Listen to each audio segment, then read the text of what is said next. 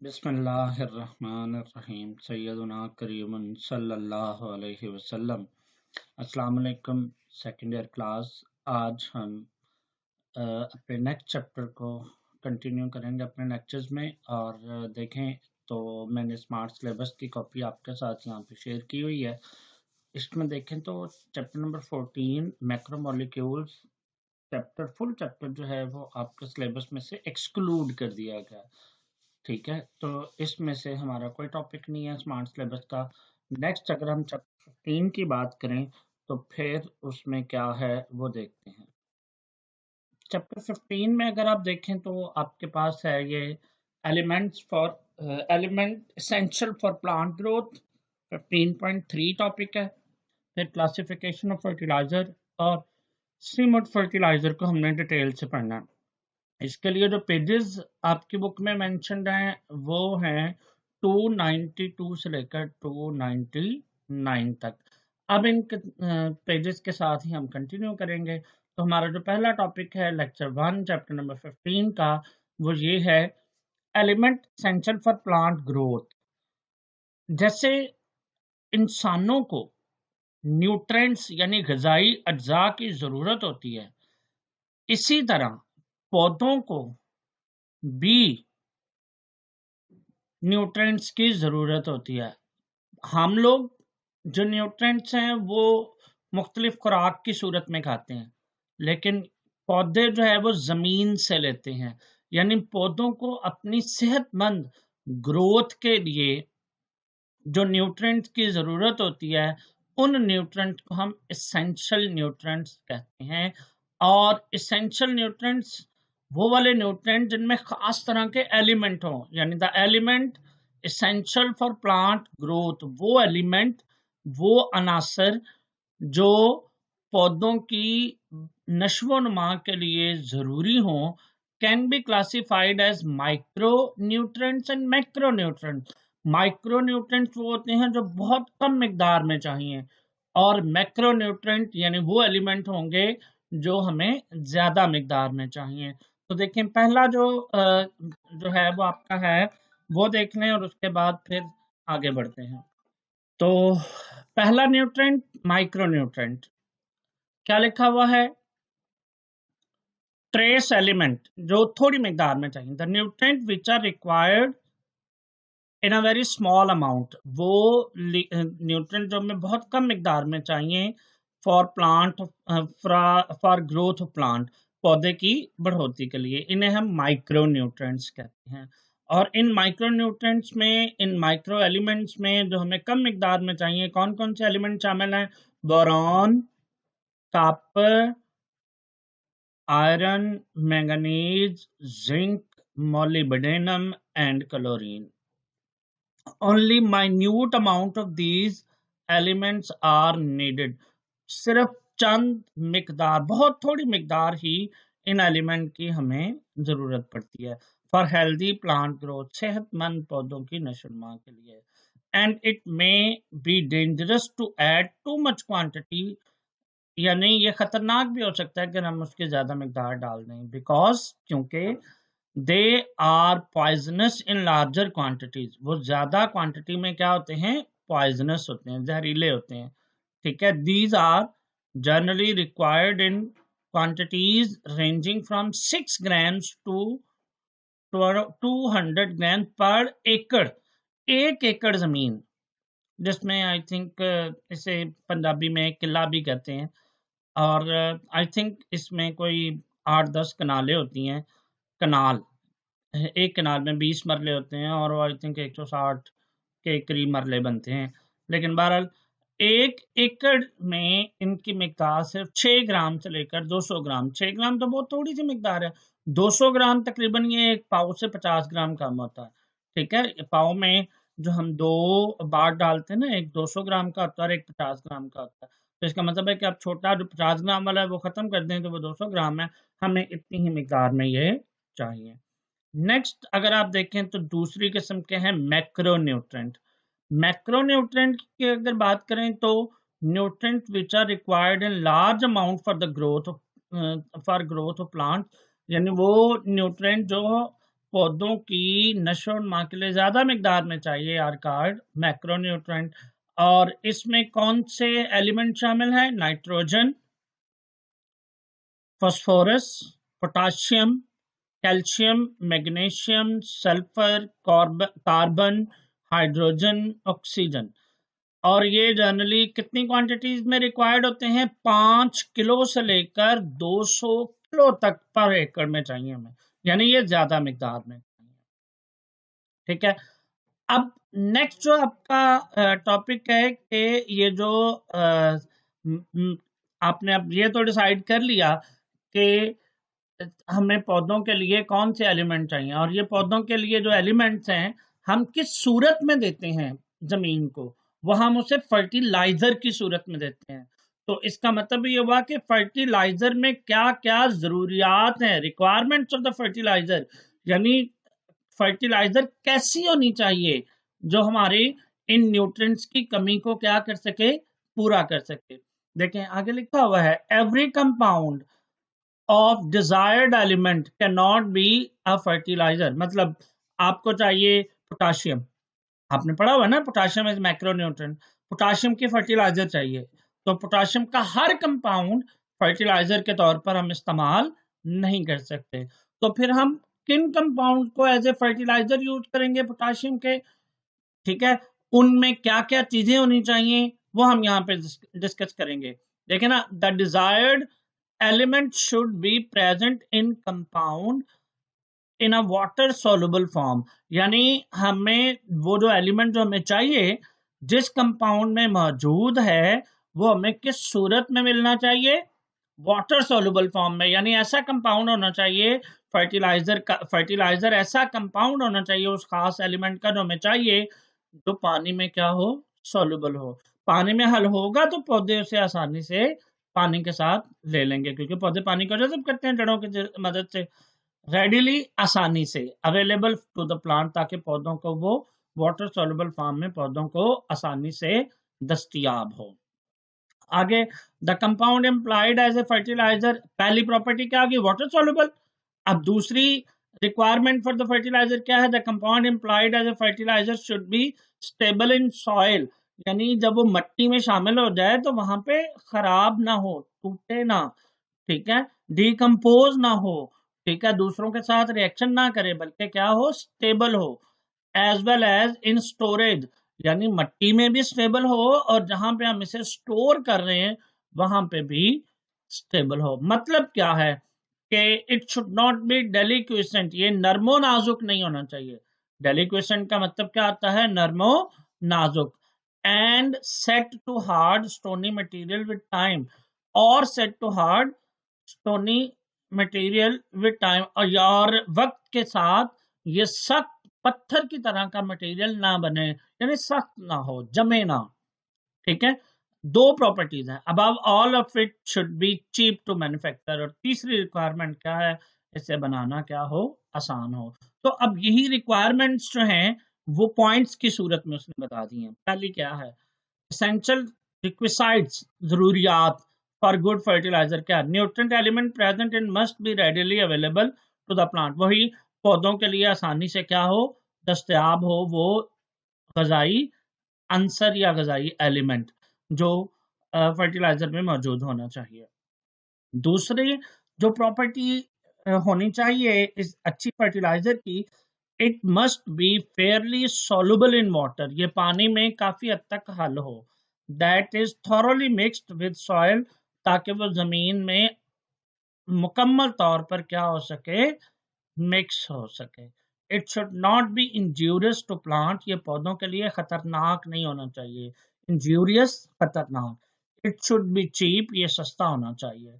It must be stable, it must be stable, ठीक है, so that it is available for a longer time for growing plant, पौधों को बढ़ने के लिए ज्यादा लंबे अरसे तक ये दस्तयाब होना चाहिए, जल्दी से खत्म ना हो जाए, स्टेबल रहे।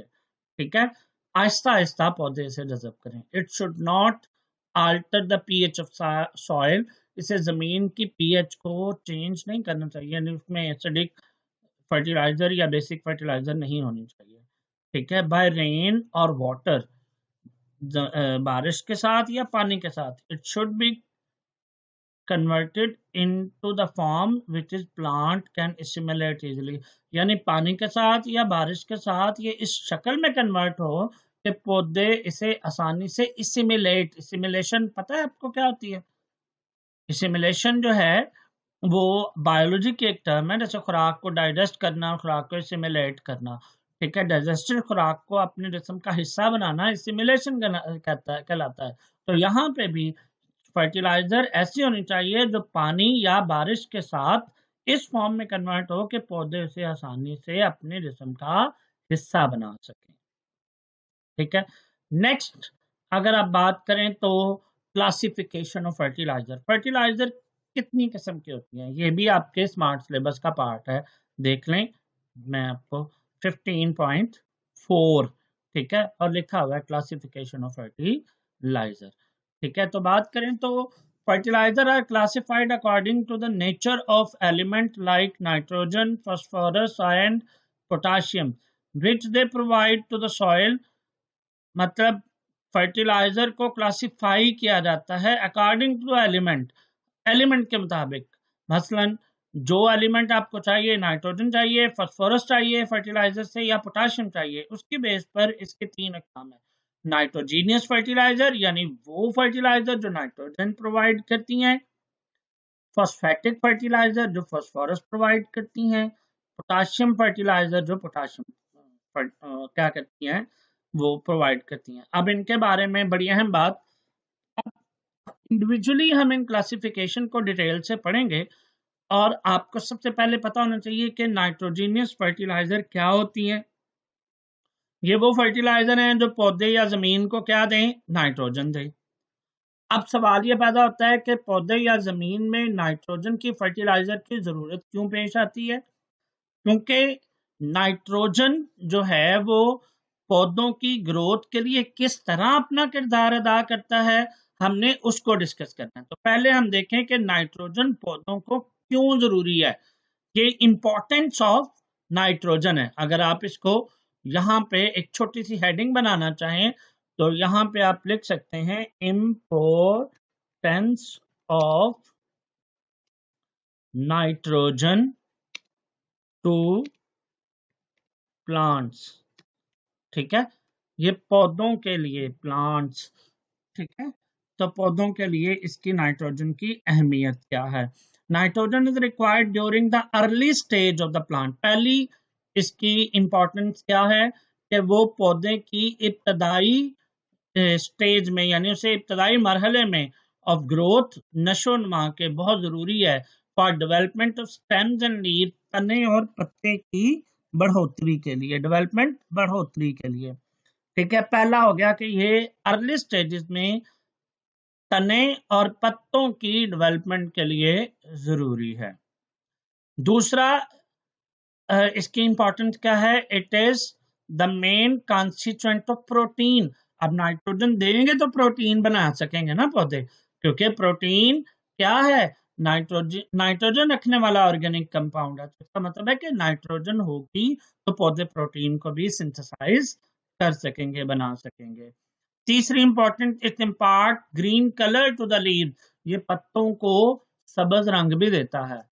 चौथी बात, enhance the yield of quality of the plant, yield and quality of the plant, यानी चौथे नंबर पे ये नाइट्रोजन जो है पौधे की पैदावार और उसकी क्वालिटी को भी बढ़ाती है। पांचवें नंबर पे, नहीं सॉरी, आगे चार इसकी इंपॉर्टेंस हो गई है, यानी पौधों के लिए नाइट्रोजन हमें चार वजूहात पे चाहिए। अर्ली स्टेजेस में स्टेम और लीव की डेवलपमेंट के लिए, नंबर 2 ये प्रोटीन का पार्ट है, नंबर 3 ये पौधों को सब्ज रंग देता है, नंबर 4 ये पौधों की पैदावार और क्वालिटी को बेहतर करता है।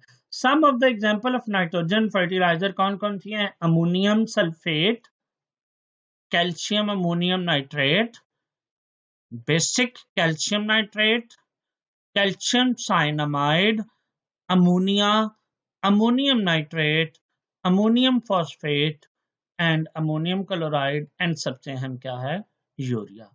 तो हम नाइट्रोजन की फर्टिलाइजर की कुछ एग्जांपल पढ़ते हैं। मैंने अभी इसमें आपको अमोनियम का बार बार जिक्र किया, तो अमोनियम आयन जो है या अमोनियम फर्टिलाइजर अमोनिया से बनती हैं।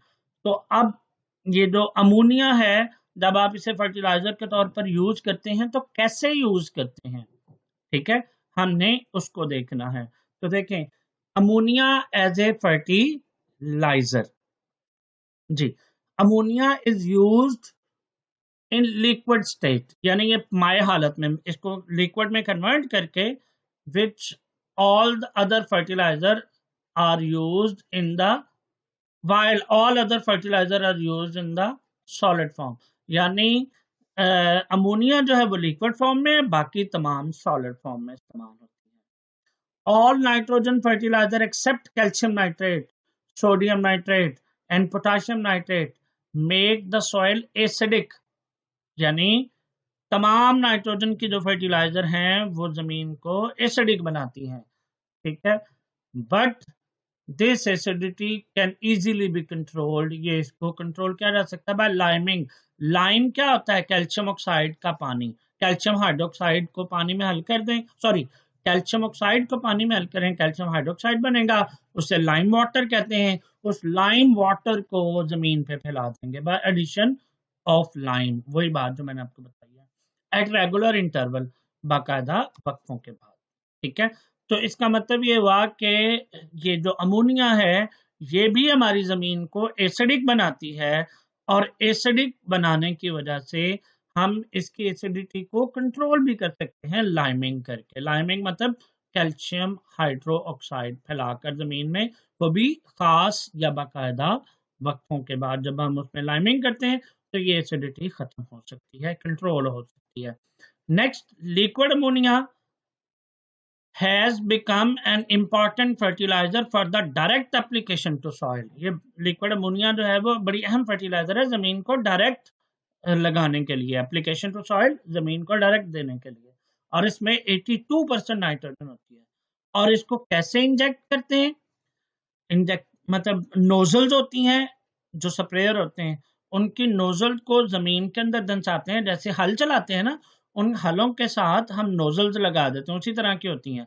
उसके अंदर लिक्विड अमोनिया डालते हैं, 6 इंच जमीन की गहराई में हम जो है वो अमोनिया को डालते हैं, ताकि वो वहां से सीप आउट ना हो जाए, यानी खारिज ना हो सके, ठीक है, हवा में गैस की फॉर्म में शामिल ना हो सके, ठीक है। तो हम इसको अंदर करके इंजेक्ट करते हैं। नेक्स्ट तो नाइट्रोजन वाली फर्टिलाइजर है, बड़ी इंपॉर्टेंट फर्टिलाइजर है, which is urea. Urea is high quality nitrogenous fertilizer, ये सबसे अहम नाइट्रोजीनियस फर्टिलाइजर है, इसमें 46% नाइट्रोजन होती है, and is the most concentrated solid fertilizer, यानी ये सबसे ज्यादा पाए जाने वाली सॉलिड नाइट्रोजन फर्टिलाइजर है। It is most widely used in nitrogen fertilizer in Pakistan, ये पाकिस्तान में नाइट्रोजन फर्टिलाइजर के तौर पर सबसे ज्यादा इस्तेमाल होती है। इसको बनाते कैसे हैं? इसको बनाने के लिए, मैन्युफैक्चरिंग करने के लिए इसके बहुत सारे स्टेप्स हैं, ठीक है। तो वो देखें, urea is produced by the reaction of liquid ammonia with gaseous carbon dioxide, ठीक है, यानी लिक्विड अमोनिया को गैसियस कार्बन डाइऑक्साइड के साथ रिएक्शन करवाएं तो यूरिया बनती है। लेकिन इसके कुछ स्टेप्स हैं। पहला स्टेप क्या है? पहले हम प्रिपरेशन करेंगे हाइड्रोजन और कार्बन डाइऑक्साइड की।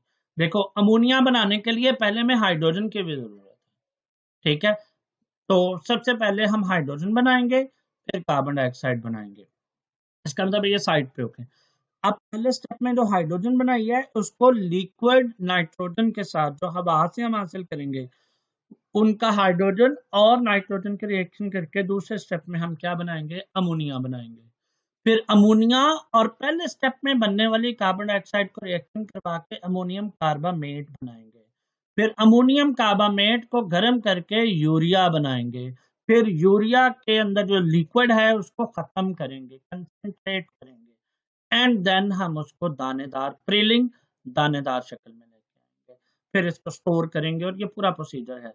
तो सबसे पहले हम यहाँ पे आपकी बुक में उसने पहले जो 2 स्टेप्स हैं इनको एक्सक्लूड कर दिया गया है। ये बेसिक थे, हाइड्रोजन कैसे बनाते हैं, कार्बन डाइऑक्साइड कैसे बनाते हैं, अमोनिया कैसे बनाते हैं, ये प्रोसेसेस आप पिछली क्लासेस में पढ़ चुके हैं। जैसे हाइड्रोजन को बनाने के लिए हम क्या इस्तेमाल करते हैं, मीथेन गैस को भाप के साथ रिएक्शन करवाते हैं और हाइड्रोजन बनती है।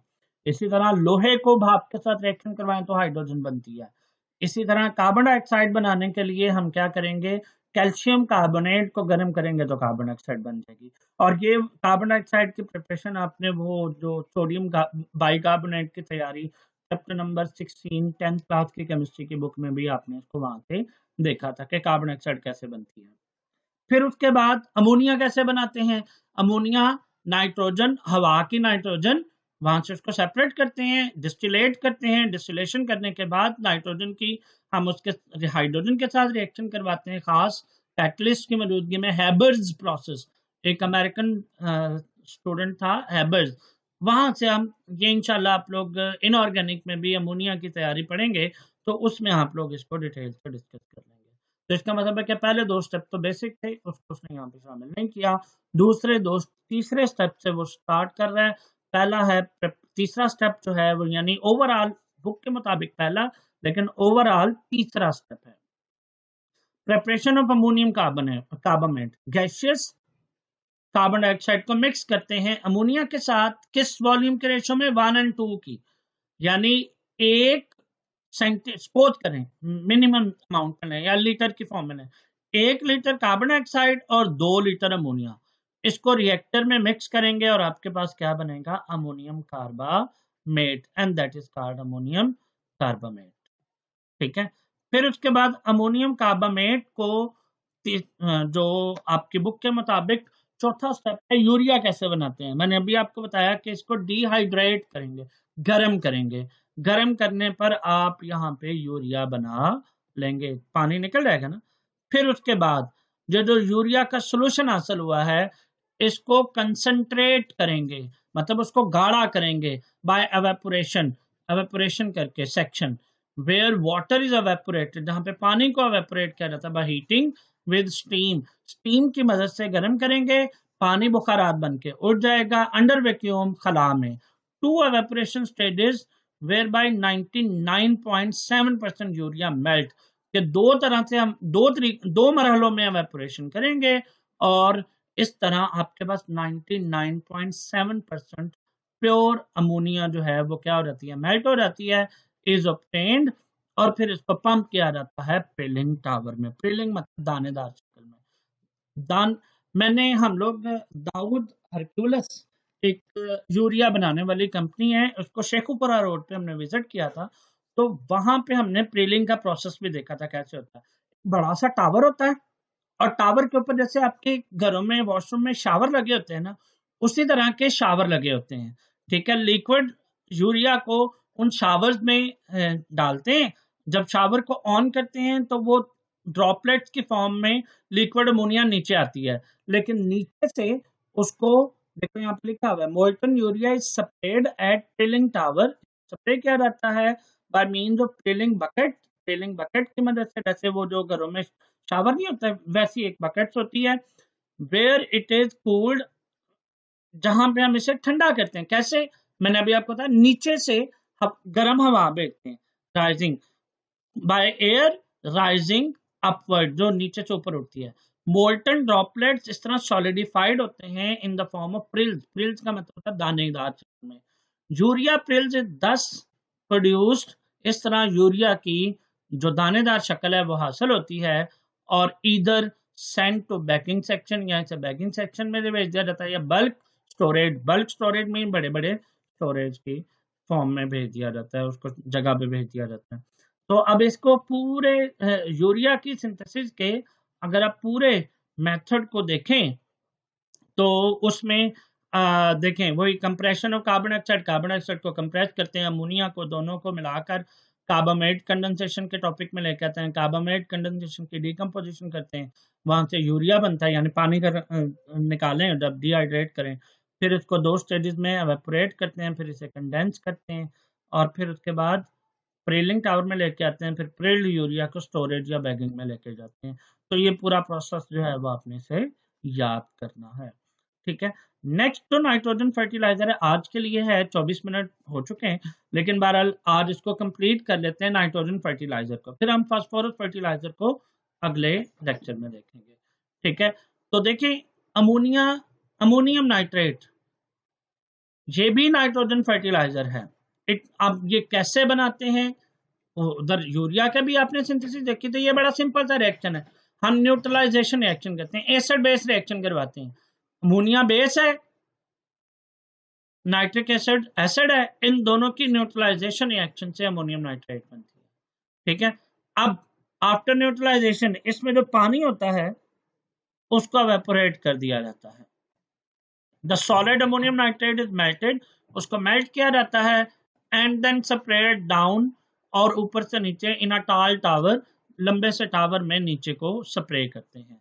Falling droplet are dried, falling droplet को ड्राई कर देते हैं, जैसे अभी प्रीलिंग की है आपने, इसको भी प्रीलिंग फॉर्म में by upward current of air, नीचे से ऊपर जाती हुई हवा के करंट के साथ, करंट मतलब वो बहाव।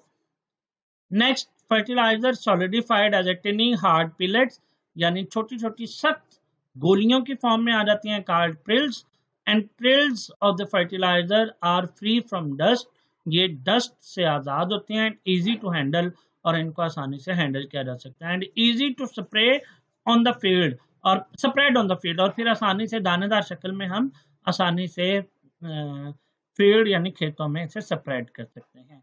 तो अमोनियम नाइट्रेट में कितने परसेंट नाइट्रोजन होती है, 33 to 33.5% नाइट्रोजन होती है। It is a useful fertilizer for many crops except paddy rice, यानी चावल की जो फसल होती है, मूंजी की जो फसल होती है, इसके अलावा तमाम फसलों के लिए अमोनियम नाइट्रेट जो है वो बड़ी जरूरी है, बिकॉज माइक्रोबियल बैक्टीरिया, जो पानी खड़ा होता है ना फसल में, वहां पे माइक्रोबियल बैक्टीरिया आते हैं, छोटे छोटे बैक्टीरिया आते हैं फ्लडेड फील्ड, यानी पानी वाले खेत में, डीकम्पोज इट टू नाइट्रोजन, इस अमोनियम नाइट्रेट को डीकम्पोज करके नाइट्रोजन में कन्वर्ट कर देते हैं, नाइट्रोजन गैस में, और वो गैस फिर पानी से बुलबुले बन के निकल जाती है, और हम लोग फिर इसको इस्तेमाल, नाइट्रोजन तो उड़ गई, तो फिर पीछे इसका फायदा क्या हुआ। तो इसका मतलब है कि पैडी राइस यानी मूंजी की फसल में हम इसे इस्तेमाल नहीं करते, क्योंकि वहां पे हमें पानी खड़ा करना पड़ता है। तो it is also use in combination with limestone, इसको लाइमस्टोन के साथ कम्बिनेशन के तौर पर भी इस्तेमाल करते हैं। इट इज हाइग्रोस्कोपिक, यानी ये पानी को जज़ब करने वाली होती है। ठीक है, इन नेचर, तो ये इनकी कुछ प्रॉपर्टीज भी थी, और साथ इनकी तैयारी भी आपने देखी, और फिर उसके बाद इसका इस्तेमाल भी देखा। कल इंशाल्लाह हम बशर्ते जिंदगी फॉस्फेटिक फर्टिलाइजर को डिस्कस करेंगे, और फॉस्फेटिक फर्टिलाइजर के साथ हम पाकिस्तान में पोटाशियम फर्टिलाइजर को भी देखेंगे, इसकी दो मिसालें हैं, और पाकिस्तान में फर्टिलाइजर इंडस्ट्री को टेकअप करेंगे, और फिर उसके बाद हमारे स्मार्ट सिलेबस का सबसे अहम पार्ट है वो है सीमट फर्टिलाइजर, और सीमट सिंथेसिस, सीमट की तैयारी, सीमट मैन्युफैक्चरिंग। तो इसके बारे में हम, तो इसका मतलब है कि 2 शायद लेक्चर इसके और होंगे, और इंशाल्लाह ये चैप्टर आपका ख़त्म हो जाएगा। आज के लिए 29 मिनट का तकरीबन लेक्चर हो चुका है, तो आप लोगों ने इसके गौर से सुनना है, और इसमें कोई इशू नहीं था, मैंने बस इसीलिए इसको देखा आपने, मैंने इसमें ज़्यादातर क्या किया, रीडिंग की है। तो इंशाल्लाह जो चीज़ समझ आने वाली होगी वो मैं आपको अलहदा से समझाऊंगा भी, अगर आपको कोई इशू हो तो आप मुझसे पूछ सकते हैं। नेक्स्ट हम इंशाल्लाह अगले लेक्चर में बात करेंगे। अल्लाह हाफिज़, बहुत शुक्रिया।